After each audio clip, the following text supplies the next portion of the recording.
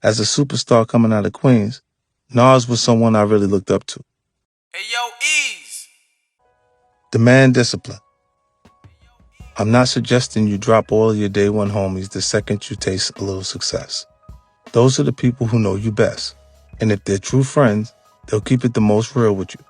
They'll tell you when your verse is whack, or your shirt is too young, or that influencer who's promising big things actually seems like they're full of shit. Those are some of the positive qualities that your day ones can add to your team. But they can also bring some of the negative qualities of the hood, beefs, traumas, and clashes of ego. To make sure that doesn't happen, you have to first instill and then demand a sense of discipline in your team.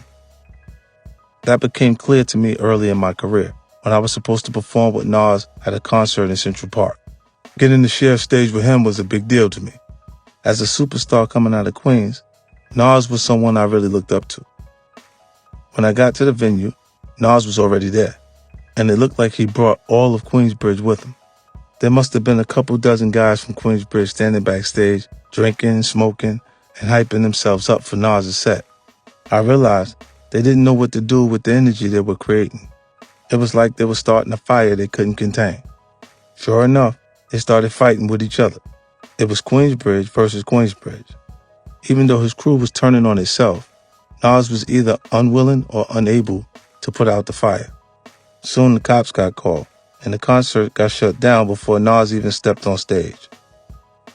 In my eyes, Nas had mishandled the moment. I understood why he brought so many guys from Queensbridge with him. Central Park is no man's land, and there's no telling who he might have ran into there. A crew from Brooklyn, a couple guys from the Bronx, or maybe a rival crew from another neighborhood in Queens.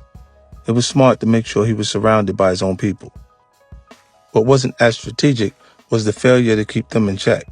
By failing to control the energy he'd brought with him, he lost the chance to perform that day. It probably cost him money down the road, too. When promoters hear there was a problem at a high-profile venue like Central Park, it'll make them think twice about booking you. So while the impulse to bring Queensbridge with them was understandable, their presence came at the expense of his overall growth. Watching those Queensbridge dudes fight each other, I vowed to myself that when my crew and I hit the road, I would have zero tolerance for internal conflict. I knew that if I couldn't control my own people, there would be a pretty low ceiling to how high I could build my brand. Hey yo, Eeze!